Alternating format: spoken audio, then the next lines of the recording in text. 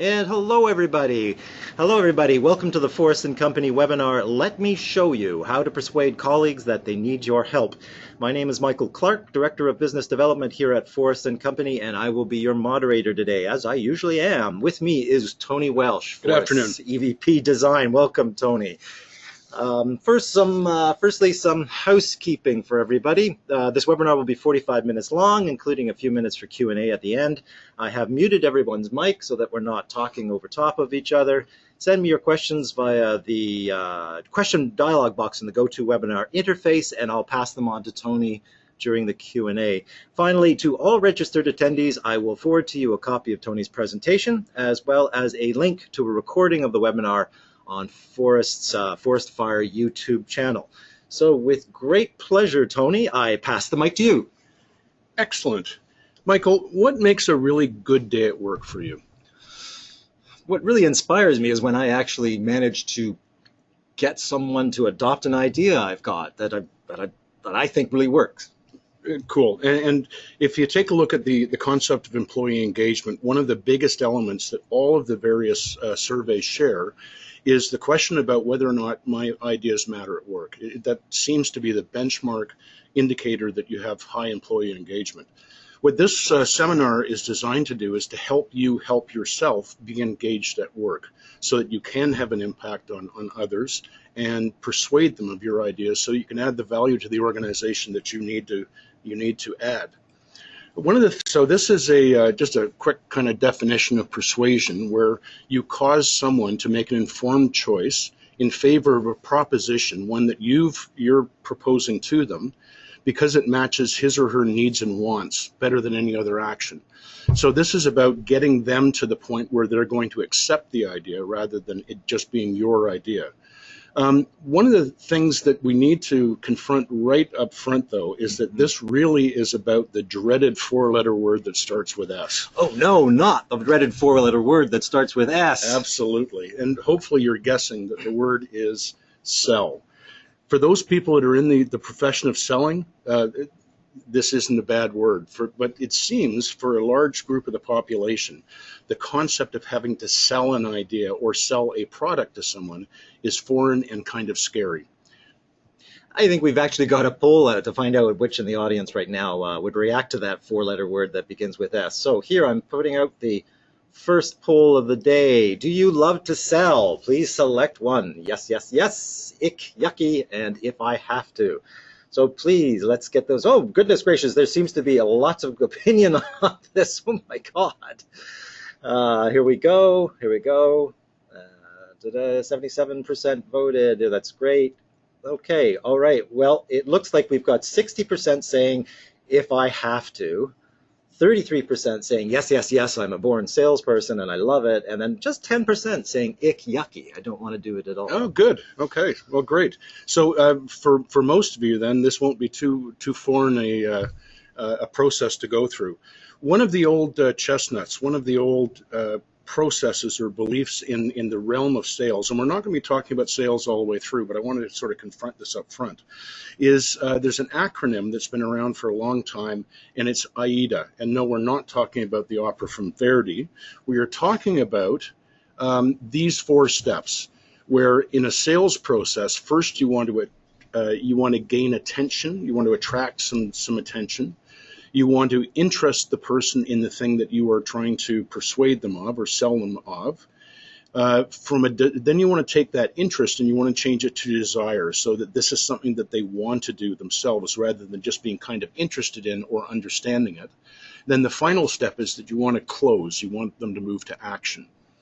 What we're doing in the 8-step process we're going to introduce you to here is we're going to show you a turbocharged version of the AIDA model by adding several more components to it. At Forrest and Company, we embrace a methodology referred to as effective intelligence.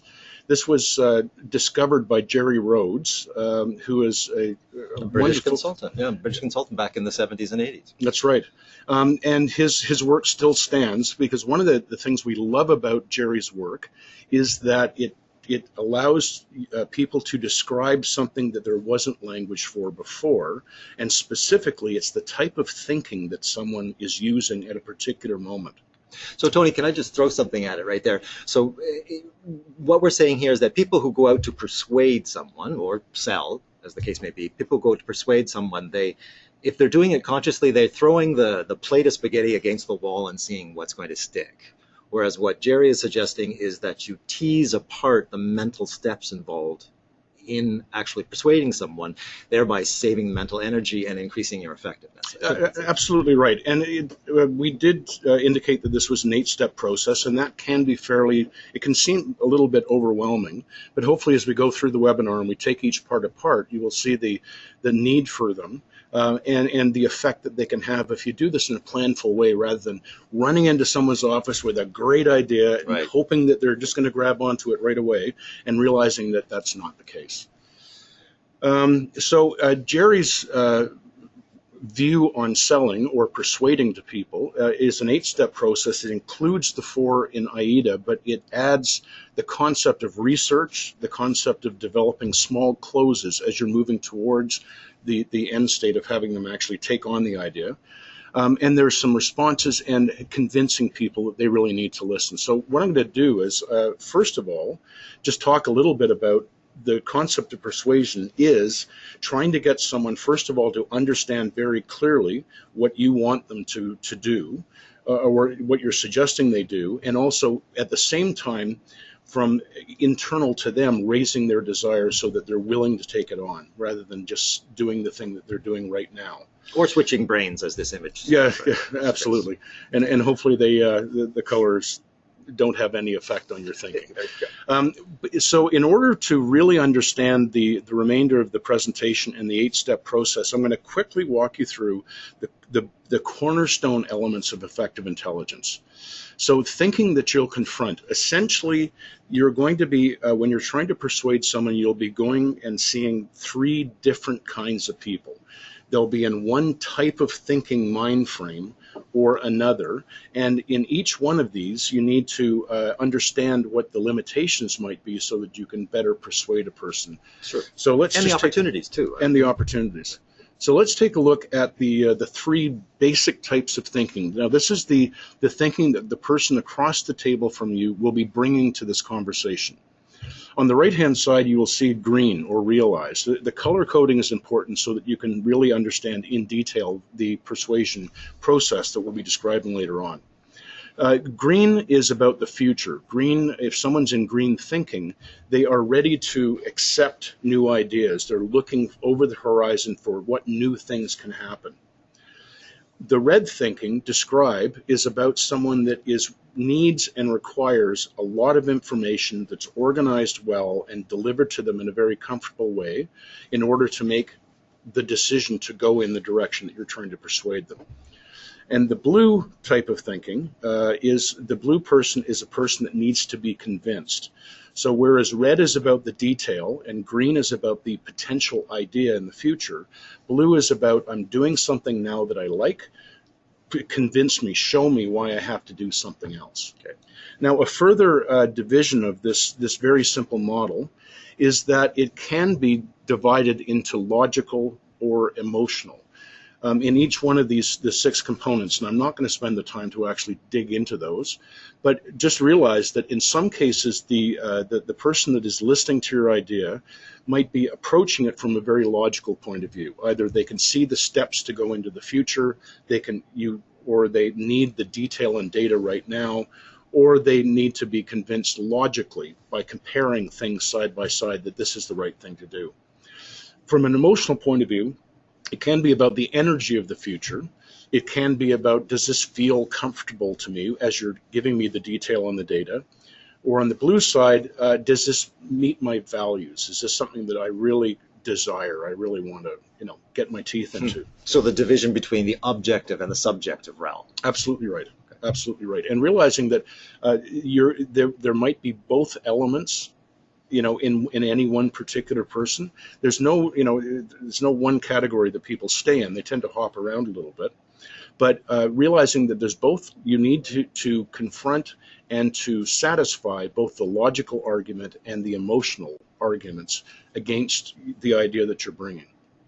And then finally, all of this is about getting them to do something. It's about satisfying their requirements for information, for ideas, and for judgment, and getting them to actually take on and be persuaded to do what you're asking them to do. And very much the thinking is the green is divergent thinking, where they're open for possibilities. There's lots of, they're going to start generating some ideas as well. And as you move, as you're dealing with people that might be approaching the situation in blue, there's very convergent thinking, where it's, we're getting to a decision, but you've got to really prove to me that that's the right decision. And likely they're in a hurry as well. It could be. Just when you get there. So if I guess what I'm looking at this then is thinking that you've got to be conscious of the thinking of the person with whom you are, to whom you're trying to persuade, whatever the expression is, and talk to them in that realm of thinking. That is the intent here. And as we get into the model, you will see that there's some components that you really need to prepare beforehand in order to be persuasive, and some of the things that you'll have to respond to in the moment. But keeping in mind, am I dealing with a person that's taking this project or this idea in green or in red or in blue, will always inform you as to the best way to be persuasive. I understand. So just a little bit more detail on the colors. The green, as I said, is about generating lots of ideas, being creative, getting around problems. If they're in green, they will be looking for what-if solutions, and they might be using their intuition, which is interesting, and trying to find what their intuition is telling them and satisfy that requirement can be challenging at times. For the red mind frame, the person across from you might be looking for the details, and if you don't have sufficient detail, the chance of you getting them to come along with you is going to be low. The data needs to be organized so that it's a good flow, and they can capture and see if there's any details missing. They're also on that softer, the emotional side, they're going to be listening and watching and saying if you actually are showing passion for the idea, then that might catch on with them. And also they're about communication, so they'll be thinking, how are others going to see this idea? If I'm persuaded, how do we actually get other people on board? I really like that last idea, because essentially it means speaking in the language of the person with whom you are talking. So bearing in mind what biases you might be bringing, but most importantly is, how do they want to hear this message? I think that's one of the most important takeaways from this, is walking in the shoes of the person that you need to persuade and understanding what it is they need in order to get on board, rather than what you want to tell them. Well done. Yeah, cool. And then finally, the blue thinking. It's about judgment. They want to compare things side by side. They want it to be proven to them that this is the right thing to do. And also from the emotional side, this is where personal values come in. One of the biggest derailers in a persuasive argument can be underestimating the amount of commitment someone has to their current way of doing things, which might push against the new idea that you're trying to persuade them of. And then if you can satisfy that, the blue mind frame is the one that wants to get to action right now. We're ready. So, and just in a nutshell, then, the acceptance bridge, as we refer to it, the green is the new idea, is the thing that you're trying to persuade them of, the use of a service, the use of your service, whatever the item is.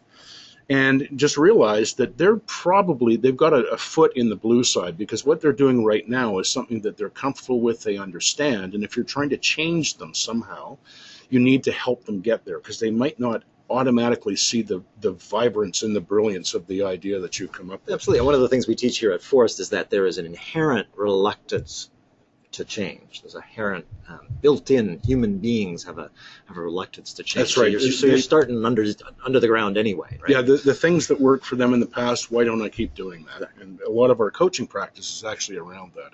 It's helping people realize what got them there is not what's going to keep them there, to use the coined phrase. Exactly. So the bridge is actually data, is making sure that you've got all the information, and also you have done the research before you enter into a persuasive discussion with someone.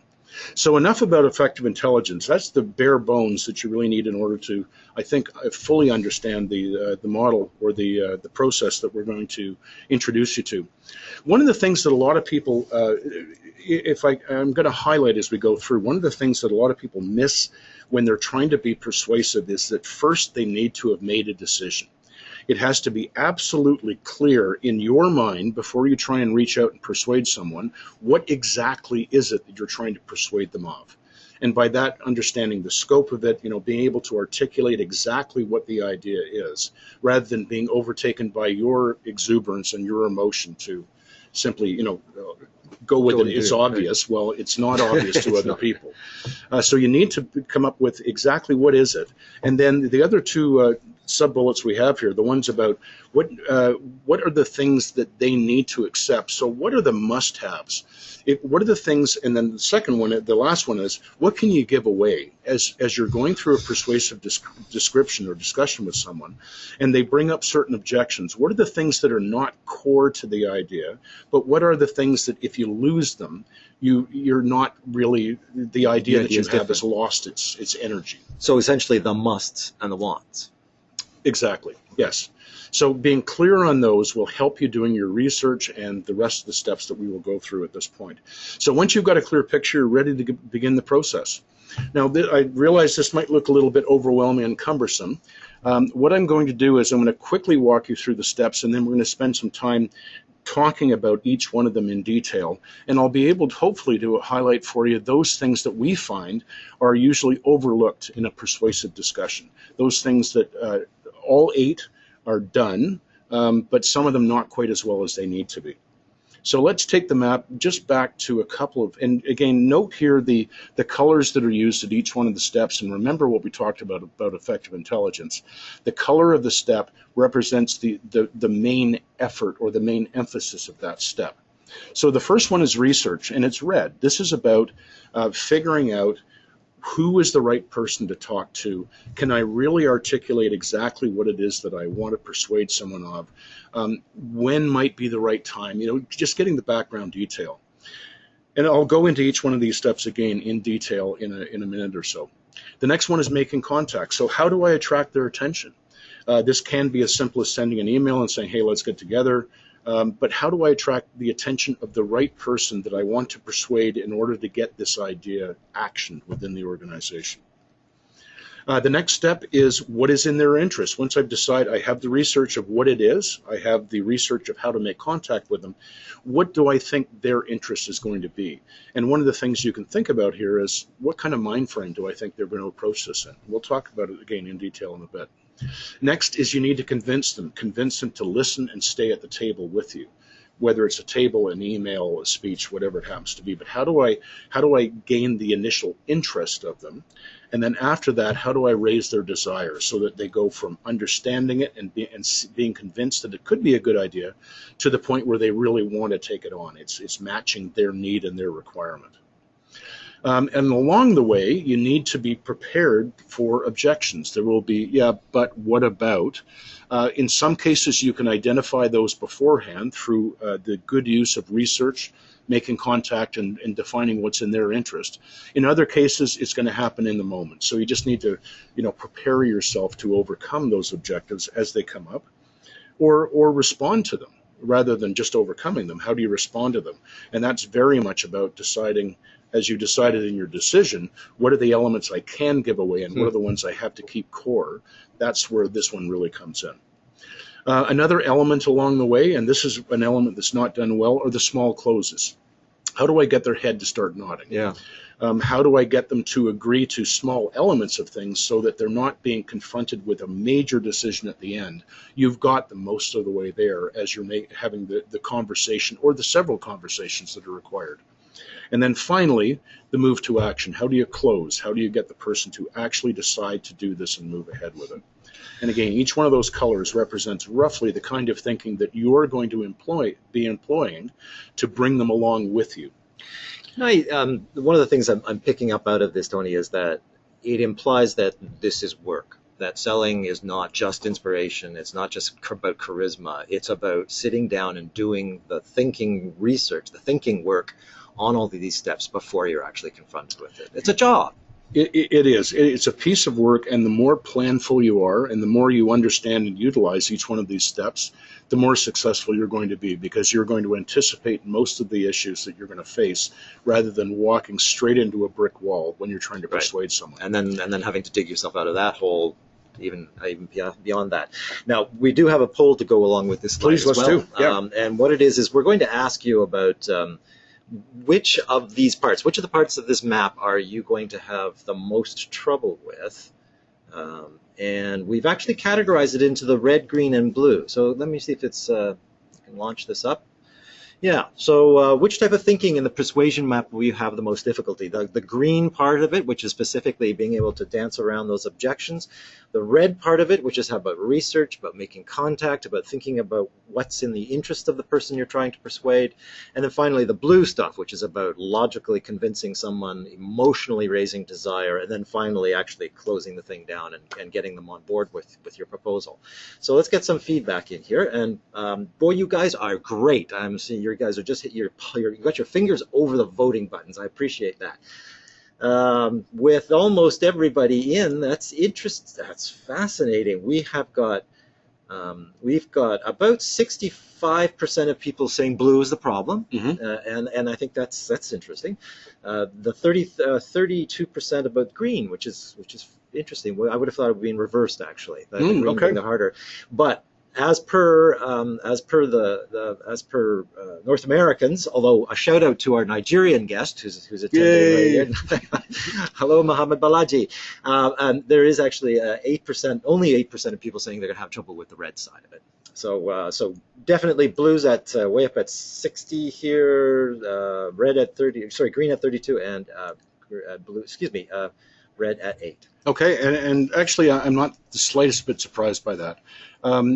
Because what I think you're reflecting with the amount of information you have around effective intelligence is what is your preference, and realizing that there are other preferences, those are the ones that you might have the toughest time with. So in that people generally, we find in North America, a large percentage of business people have a preference for detail, for red. For the red thinking. So they're not going to have a tough time with that. It's the other mind frames that they're going to have a tough time with. So that's very cool.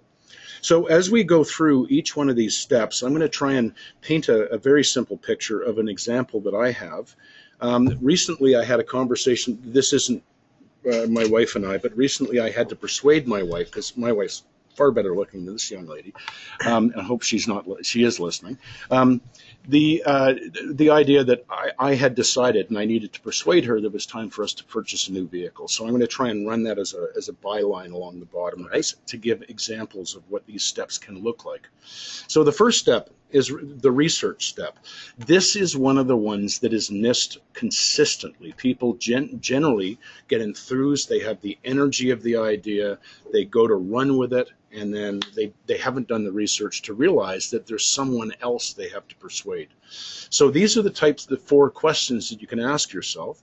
Who can act on it? So first of all, who do we pick as the person we want to persuade? Right. Often you're trying to persuade the wrong person. Now, in many cases, if it's a big idea, you might need to build consensus. You do that by speaking to people all through the organization, either starting at a lower level and moving up, or however you want to do it. But realizing that there might be just one person or a series of people, who are they and how am I going to approach each one of them is the research that you're doing. What would be good for them? So what are the things that they might be looking for? Just, what's the data? What's the data around, where they are? Their thinking profile, and it can be their general thinking profile. If they challenge everything, then expect to be challenged. If they look for the detail, expect that to be faced. But also on this topic, the idea that you have, what kind of thinking do you think they're going to engage in? What kind of objections might you have to face? And I would submit that most of us out there have got, if it's your boss you're trying to confront. I think typically in Canada it'd be the blue side. It would be the logical side, but in a hurry. Yeah, in a hurry, and where's the business case? Yeah, exactly. Show me the money. And then the last one here is, what else do I need to know? So that is scanning the environment and saying, is there anything else going on in the company or in this person's life or in that department or around this topic that I need to take into consideration? If there's a rumor of a merger and acquisition going through with a company, coming up with a great idea and trying to persuade people to go and buy something else for the company might not be the right time. Right. So time spent in research is seldom wasted. Our suggestion is you spend a minimum of 1 minute researching for every 5 minutes you plan to discuss something with someone. Okay. So that's at least 1 minute for every 5 minutes. Now, you might want to spend more, but there's more detail going to come out as you go through the other steps. This is just a broad research. So in the example of the car, the research obviously I had to do in red. What are all the various car options? What are the ones that I liked? The different makes of cars and models, the years, is it new or used, safety ratings, all of that kind of stuff, getting that detail. And realizing that my wife approaches situations like this with very much a red mind frame usually. She likes the comfort of the information, so that my research was rather wide to start off with. The next step is talking about how do you make contact. So this is, now that we know what it is we have to talk about, now we have to figure out how we're going to talk about it. So is there a right time to do it? Is there a right place to do it? How much of it do I want to give to someone? Is it all of it? Or are there many persuasive discussions I can have that would act as small closes towards accepting a bigger idea over time? It sort of reminds me of teaser campaigns, talking about advertising, where you're not flooding it, you're just building on something to come to a red conclusion of some sort. That's right. Or a red amount. Yes. Well, very much like an ad campaign. It can be, if it's a large thing you're trying to persuade people of, that's probably the best approach, rather than trying to get them to swallow the whole thing. Right. Being very planful and saying, I only need this first chunk before people sort of move on from there. What's the medium for the message? Is it an email? Is it a speech? Is it a meeting in the office, boardroom? Do I take them out for coffee? Do we go for a beer? Donuts. Send them a cookie-gram with your ideas stenciled on the outside of it. How do you do that? And how do I track their attention if that's not obvious? Now, in my case, when I was buying the car, I made contact. I simply said, after dinner tomorrow, can we sit down and talk about an idea that I had? And I wanted to tease her a little bit so she'd be thinking about, what's he talking about now? Because I do like teasing my wife a bit. So the next step is what's in their interest. So now this is where you're firmly putting yourself in the shoes of the person that you want to attract the attention of. You want to understand how they are going to see this when you present it to them, whether it's through the method or the idea itself. If it's coming from you, is that going to inform your approach in any way, rather than being from a peer of yours or someone else? How can I act in their interests? So how can you build up the things, how can you build upon the things that they want out of this? And how can I meet their needs? If you know that they're looking for a particular software program and you want to persuade them that yours is right, well, how do you meet that need? Right. This is about communication. It's not about convincing. It's about understanding from their point of view how they're going to view this and being able to satisfy that. And that's going to drive really the tone and the expression of the communication all the way through the rest of it. So once we've done that, we now want to convince. What is a sound case? Given the fact that you've done the research, you've figured out who you want to talk to, you've figured out what's in their interest. So what is the case that I need to make? And again, keep in mind the colors here. This is very much a blue type of activity, where that although they might be in red, if red is what they need, then you're going to give them lots of red detail to convince them to at least listen to the rest of the idea. If they're in green, you're going to give them some suggestions and options because they're ready to hear those. You might not come in just with one. You might come in with a couple and then steer them towards the one you want rather than coming in with one and building a solid case for it. If the person's in, you think they're going to be approaching this in soft blue, this is very much about getting them to realize that this could be in their interest so that they can do what they need to do. In the case of the car purchase, I had to ask some questions, and I had to make the case that I don't think the car that we currently have is safe and it's sufficient for what we need, and that I think that given that it's almost near the end of the model year, there's a lot of sales to be had and things like that. So I gave those kind of ideas to her, and it did bring her along through that rather quickly. The next step is raise the desire. So now we go from being logical to trying to tap into getting them to really desire this thing, to take it on and say, this is for me. So the bottom bullet I have here is describe the with them. What's in it for me? In this case, what's in it for them? For the persuadee. Yeah. And this doesn't have to be a personal, emotional approach, but it can be. But it's really making sure that you're satisfying their desires so that they can really get on board with the idea.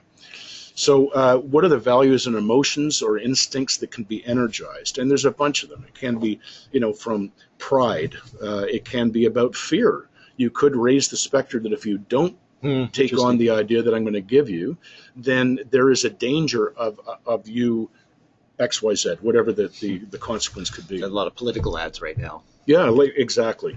In Canada, we're in the middle of a federal election, and there's a lot of ad campaigns out there. It could be about money, about saving money, about getting more value for money. It could be about usefulness.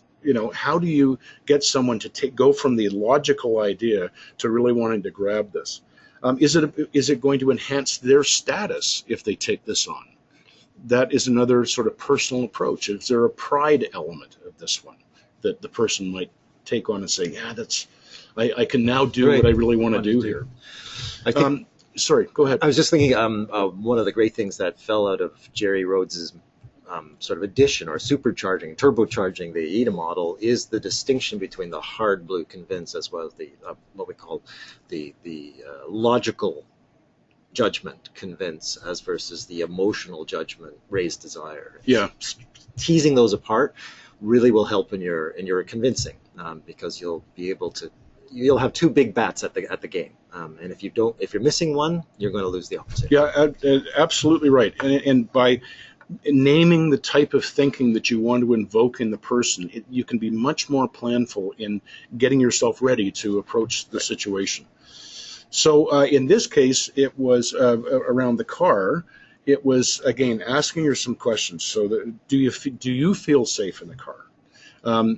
Is the car costing us more money at this point? So those are some things that she really drew on, and that caused her to move from just, Tony thinks we need a new car to I want one as well. Well done. I can see where it is. Cool.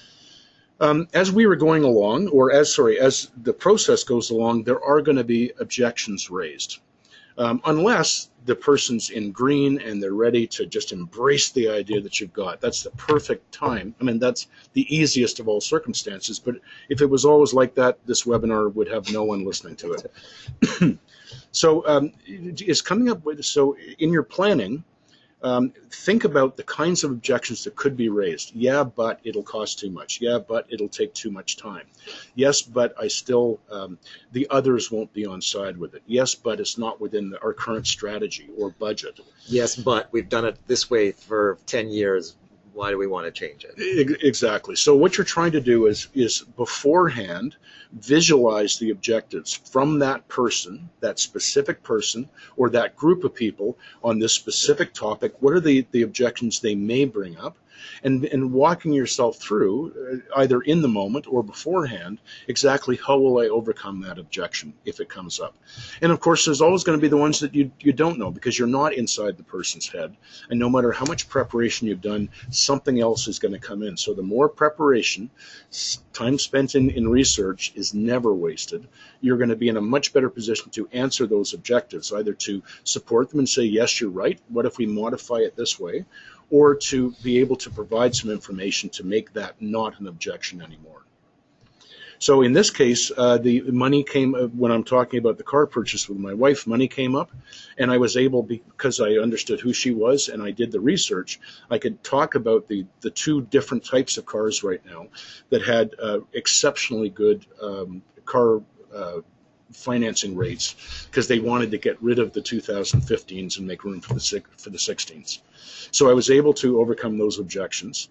And she also talked about the current value of our car, and I was able to say, well, this is what the Kelly book, the blue book, says about that. So those were the objections I considered. I got both of them. I was able to overcome them. When I said that I wanted a red car, and she said, no, I really like silver, I'd realized early in my research and thinking about this that the car color was not a hill to die on. So I was able to give that one to her and say, okay, it'll be silver. That's cool. Sneaky. The small closes. Now, this is a critical piece. This is another one that is not done well. What we're looking for here, if it's a face-to-face conversation in a sales-type environment, what you're looking for really is for the person's head to start nodding. How can you read that there's some elements that they're with, like they're on the same page as you, and sort of bring those out and saying, so is that okay? Are we okay so far? Do you understand what I'm talking about? Are you starting to see the value? Is there more information you need? Oh, you don't need any more information. That's a small close. Got it. So what you're trying to do here is you're trying to chunk down the final decision on their part about the persuasive element you're trying to give them. You're trying to make it smaller. So when you get to the close, there's only one element we're closing on, and that is the element of, yes, I'm going to go ahead and do it. So the small closes is, first of all, in research, figuring out where those might need to be, and then knowing the person, being able to anticipate where they need to be, and then also taking apart your idea because you have a clear idea of what it is you're trying to be persuasive about, taking it apart and saying, which is the first element I'm going to deliver? What's the next one? Am I going to give them a picture of the whole thing and then go through the details, or am I going to try and take them step by step to get them agreeing, depending on the person and the item you're talking about? Right. The small closes are absolutely critical so that the final step they make towards accepting your persuasive argument is not too far for them to reach. Right. That last step of commitment. Right. So in the car purchase, it was getting her to agree that it was about time. The car is 6 years old. Getting her to agree that this car has it's safe. A new car is safer than old. Getting her to agree to the length of time and all the rest of that. So when I finally said, can we go ahead and buy the car? It wasn't, honey, I need a car. Right. Bing. It was we were already there. And it was a very simple step off a ledge for her rather than trying to reach up very high.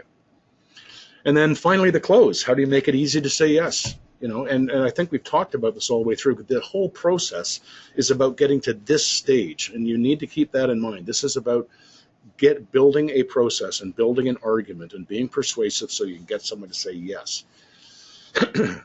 So we're looking for body language. When's the right time to close? It might not be that meeting. It might be, I can feel that you're not quite on board yet. If there's more time you need, let's take it and let's get together later on. But making it easy for them rather than doing the sales push. Right, exactly. So again, that first poll we had about people that feel a little bit uncomfortable with selling, this is the part that they're actually talking about, is getting someone to say, yep, that's it. And getting them to commit to actually action. I mean, that represents the actual terminal. That's actually them going, yes, I agree with your idea. Yes, I'm going to act on your idea. And then making sure that they do. And making sure that they do. So actually having a conversation to ensure a commitment to action. Saying, okay, so we both agreed this is what we're going to do. Who is going to do what by when? Right. It's being very specific about that. But the whole process is about this. So it's about bringing the person along with you through the other 7 steps we've described, so that we're catching them at just the right time with the energy and the desire on their part, so that they will close. Right. And if you keep that in mind right from research through all the other steps, that this is what it's about, you should be able to get there relatively well, unless you have a bad idea. Right. So let's face it, there are bad ideas. We haven't caveated that, yes. So thankfully, in my case, I got her there. We were able to buy the car. There's the picture that Michael has kindly put together of me holding up the car. So this is the process. A couple of things just I want to reiterate. The research is absolutely critical. Every minute you spend in research is going to pay off somewhere along the way. If nothing else, by doing the research on each one of every time you go through this, you're going to get better at the research. Yeah. You're going to face objections that you didn't foresee, and you're going to, in your research, be able to the next time to identify what those objections are going to be. Every time I go to this team, it's always about money. Okay, so the next time you're going to persuade them of taking your service or using your idea, you're going to emphasize the money. The next thing I'd like to talk about is realizing that this is about them, it's not about you. Yeah. It's about stepping clearly into their shoes and helping them get to the idea and the decision that you want them to get to. And the last thing I'd like to emphasize is the small closes are critical so that that last step is not too big. Right. And that's really all I have to say about persuasion. Well, thank you very much, Tony. And we've got some questions in here. Thank you very much for your patience, everybody. I know that we've got some questions fairly early on in the show, and you've all been very patient to wait for it. We've got one here. Can persuasion also be characterized as negotiation? What's the distinguish there? Well, that's a great one, and I think it's taken into consideration in the persuasion map model that we have here in the green. So again, it's about early realizing what is negotiable and what is not negotiable. And then in the green, if those objections come up, then realizing what you're, knowing beforehand and being planful about what can I give away, what can I negotiate with, and what are the things that I really have to actually stick to in order for this to be a viable option or idea. It's interesting from that perspective as well. Negotiation, the term that comes to my head right away is called Pareto optimality. It's basically a win-win situation. And you're right, if you know what your musts and your wants are, your core parts of what you're trying to convince people to do, and what you can sacrifice or exchange, then theoretically you're both going to come out as a win-win. Yeah, I think so. And the win-win in this case is realizing what a win looks like for them. This might not be the right person, or this might not be the right idea to bring up right now in the organization or to that person. So by doing the research and thinking about it, the win-win is where they see it, they desire it, and they take it. And they take what you're asking them to do. If you've researched it well, you'll have a clear picture of what the win-win looks like, right, okay. And what could be win-lose, where they win and you lose because you gave away too much, because you couldn't define what is it that I must keep as a cornerstone of this idea. Okay. All right, the second question we've got here. In persuading a person and taking into consideration their thinking style, how do you know if you should present end desired state first and then break it down, or use the small close steps? Well, I'd suggest that the small close is always there. If someone appears to be in green, probably giving them the whole idea and then giving them detail afterwards is the right way to go. If they're in red, giving them a picture of the overall and then giving them all of the real detail to support it, I think will allow them to first visualize where you're going and then see if there's any more detail and information that they need. If they're in blue and you're expecting that they are going to be resistant to the idea, I would suggest that it's better to chunk it down and get them and really utilize. Well, in all cases, you should be utilizing the small closes. But in the case of convincing someone that is in blue about their current state and not the future one, it's about getting them to move slowly from step to step. So that was an excellent question. Thank you. And I've got one here as well from a project management person. So research, is research qualification on steroids? In other words, I would imagine is the standards to which you're going to achieve done in research. Yeah, I think so, and I think that's a good characterization of it.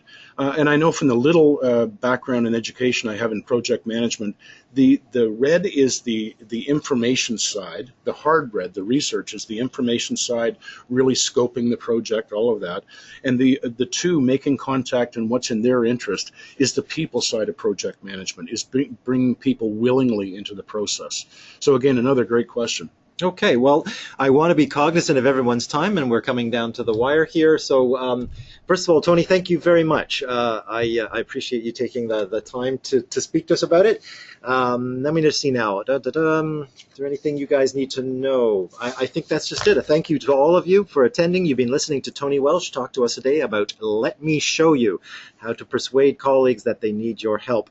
This has been a Forrest Company webinar, part of our growing list of resources available through Forest Fire. You can find Forest Fire on our website, www.forestandco.com, and click on the communications group button. Thank you very much for everybody to attend, and have a great rest of the day.